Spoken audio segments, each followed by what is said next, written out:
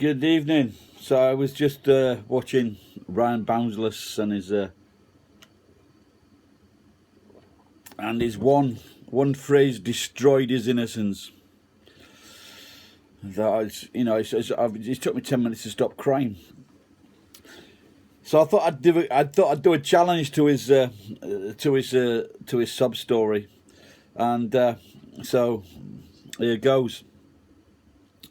I don't know how old I was at the time, but my father tried to kill my mother with a carving knife, and I think I witnessed it because later, when I was a kid, I stabbed two people, and there was no reason for it. I don't know why, but I did it, and my mother's hands was ripped up. They were all ripped to shreds because she was trying to defend herself from him, and so she got compensation, and he got jailed.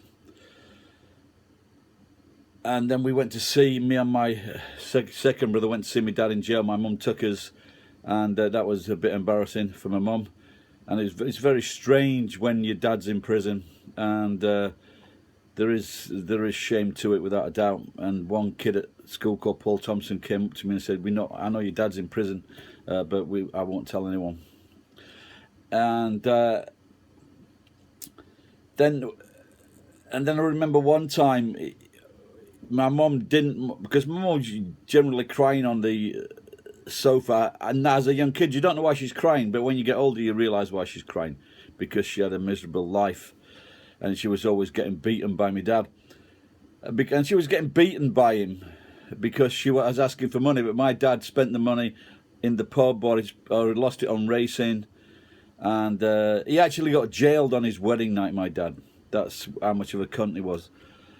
And his parents was telling my mum's parents, don't marry him, he's a bad one, and he was. And then I remember one time my mum, because he used to take me to the pub, and I would stand outside with a bottle of pop and a bag of crisp, and my mum didn't want me to take him, but I guess he thought I was getting soft, and he would take me out of the house, and my mum obviously didn't want me to be influenced by him. And we was outside the house, and my mum's holding onto my arm and onto the fence above, a steel fence, and my dad is pulling the hair out of her head while beating her face. And this is just as in front of me. This is what my dad was like. And then when he did come out of prison. Now, I remember when I went on holiday when I was about 21, 22 with a group of people, and when I said to this older guy, I says, "Oh, that's my mum. My dad's Joe Firth, my mum's Pat Firth." And he said, "Sorry." And I'm thinking, why is he saying sorry? But why he was saying sorry was because when my dad came out of prison, they were divorced then. I think they probably got divorced because, like, he tried to kill her. And when he came out of prison, he went into the local pub, and everyone is making fun of him, saying, "Oh, now she's fucking this guy, blah, blah, blah." And so he went home. He went to the house. I was living with my auntie at the time, babysitting, and he went into the house, and he beat her again, black in her eyes. And then my mum took a load of pills and killed herself. So she was 36, and I would have been 12, I think, something like that, 13. And so she committed suicide.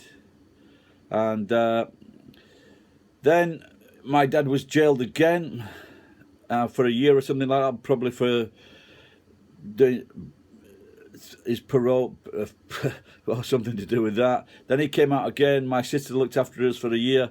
He came out again, and then it was he was telling us, you don't have to work, you can just drink in the afternoon and night, and he used to brag about that. But meanwhile, we didn't have any food. And in fact, if I didn't have my paper round, he was always asking me to come to borrow money to buy food, and because there was nothing in the house, absolutely nothing. There weren't even condiments. There was no bread. There was no margarine. So I'd lend him money, go and buy food. And sometimes, if I didn't have money, then we had to ask the newspaper shop where I worked, and he would send a note saying, "Can you please give us some supplies?" But then he wouldn't pay back for ages, and so I had to go in there every day, while knowing that my dad owed him money. Now, also because he spent all the money, wouldn't pay the bills, so we had no electricity for 14 months for one period, and there was another period of a shorter time, and then we had no gas for like 9 months. We were cooking off like a bottle in the kitchen, one gas bottle that we social services brought, because they wouldn't put the gas back on. Also, he wouldn't pay the rent. And so when I was 16, I got a job and I left home. I went to live with my auntie. Then when I was 18, I went to live in Barnsley and I worked down the coal mines. And then I went to night school and I got some O-levels, and then I managed to get a job on British Telecom. But in that time I saved money and I bought a house in Sheffield, and then I took it. I had come back to Sheffield, and my brother, he was getting kicked out the day I come back, so my auntie found us a flat in town, and then after I'd saved just a bit more money, I bought the house. And then when my other brother, well, I won't mention that, but he came to live with us as well. So, and so that was the happy ending. For the first time in their lives, my brothers could live in like a stable environment. So, and it was clean, debt-free, and like I say, so that was the end of the sob story. So it turned out all right in the end. My brothers are now doing very, very well. They've both got like £1 million houses, and I haven't.